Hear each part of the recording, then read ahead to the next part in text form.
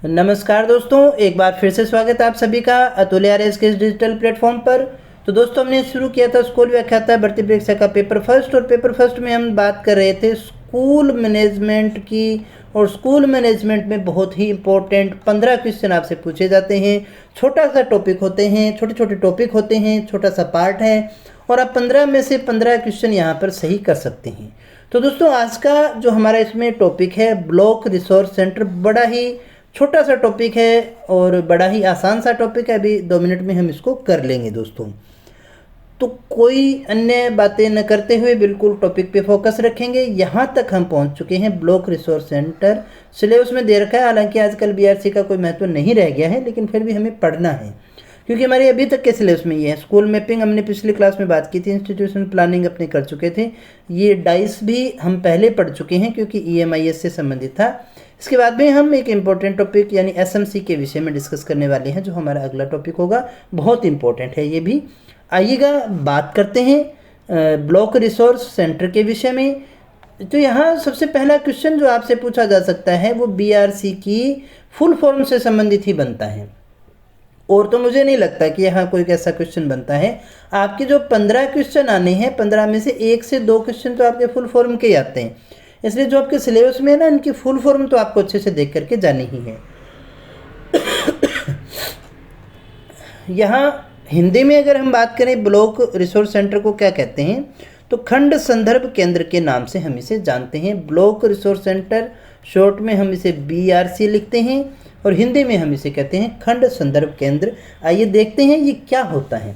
तो यहाँ पर हमें ये देखना है कि एसएसए यानी सर्व शिक्षा अभियान जो हुआ करता था, अभी समसा है, तो इसीलिए इसका बहुत ज़्यादा महत्व नहीं रह जाता है, लेकिन सिलेबस में, इसलिए मैं आपको सारी एक एक चीज़ को करके पढ़ाने वाला हूँ। एक एक करके सारी पढ़ेंगे हम, जो सिलेबस में कुछ भी छोड़ने वाले नहीं हैं।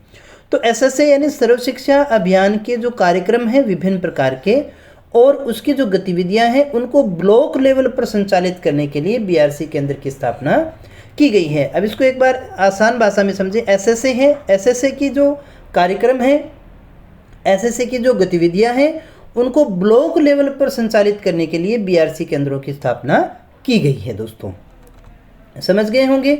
और इस बीआरसीएफ यानी बीआरसी का मुखिया, ये जो ब्लॉक रिसोर्स सेंटर जो हैं, खंड संदर्भ केंद्र है, उनका मुखिया क्या कहलाता है, तो उसका मुखिया बीआरसीएफ कहलाता है।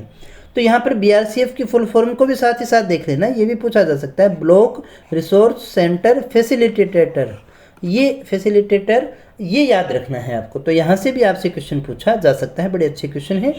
तो क्या है बीआरसी, ब्लॉक रिसोर्स सेंटर खंड संदर्भ केंद्र, यानी ये ब्लॉक लेवल पर एसएसए के कार्यक्रमों को संचालित करने के लिए एक केंद्र की स्थापना है दोस्तों, जिसका मुखिया, जिसका हेड होता है बीआरसीएफ, जिसे अभी अपने बीईओ के नाम से जानते हैं ना। अभी तो और इसमें सीबीओ, एसीबीओ भी आ गए हैं, बीओ के अंतर्गत आता है, बीओ को ही अपने कह सकते हैं दोस्तों। और ये प्रथम श्रेणी स्कूल व्याख्याता के समकक्ष हुआ करता था। किसके समकक्ष होता था है ना, अभी तो इतना नहीं देखने को मिलता, इसीलिए मैं कह रहा हूँ ना। तो ये प्रथम श्रेणी स्कूल व्याख्याता के समकक्ष हुआ करता है बीआरसीएफ।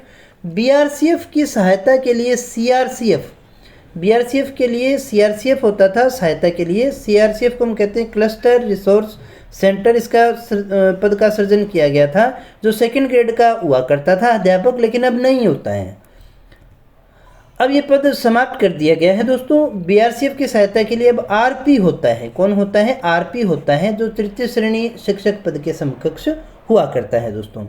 ये जब आपने समसा मैंने आपको पढ़ाया, तब हमने वहाँ पर भी सारी चीज़ों को अच्छे से डिस्कस किया होगा। बस ये सिलेबस में है, इसलिए इसको थोड़ा एक बार नज़र मार लीजिएगा। बाकी इसका कोई ज़्यादा महत्व अब हमारे यहाँ नहीं है, लेकिन पढ़ के सब कुछ जाना है।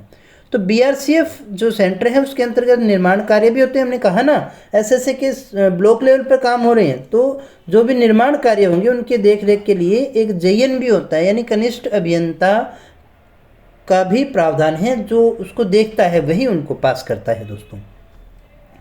बीआरसीएफ को बीओ यानी ब्लॉक एलिमेंट्री एजुकेशन ऑफिसर के नाम से भी जाना जाता है।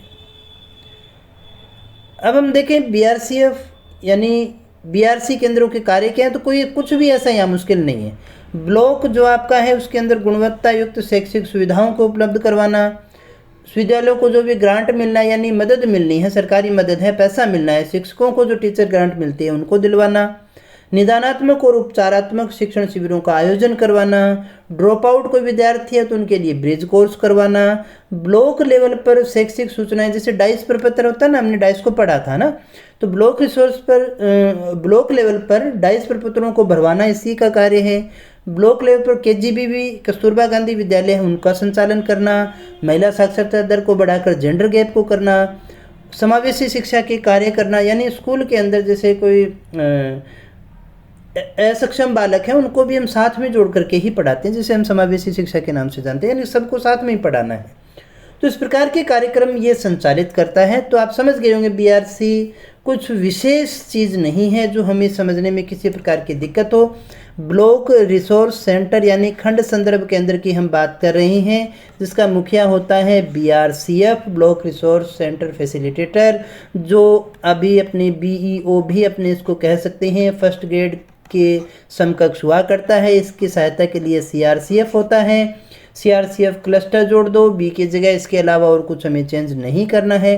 अब CRCF के स्थान पर एक अपने RP पद भी देखते हैं, रिसोर्स पर्सन के नाम से जानते हैं, जो थर्ड ग्रेड यानी सामान्य शिक्षक के रूप में हम इसे देखते हैं, जो ब्लॉक लेवल पर गतिविधियों को संचालित करते हैं। क्या क्या काम है यहाँ पर हम अच्छे से डिस्कस कर चुके हैं दोस्तों। बस ये इतना ही टॉपिक है, इसमें उससे ज़्यादा गहराई में जाने की आपको आवश्यकता नहीं है, इतने से आपका अच्छे से काम चल जाएगा, इसके अलावा और कुछ है भी नहीं दोस्तों।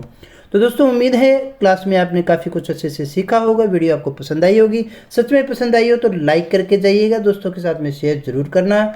मिलते हैं नेक्स्ट क्लास में कुछ और जानकारी के साथ। बहुत बहुत धन्यवाद।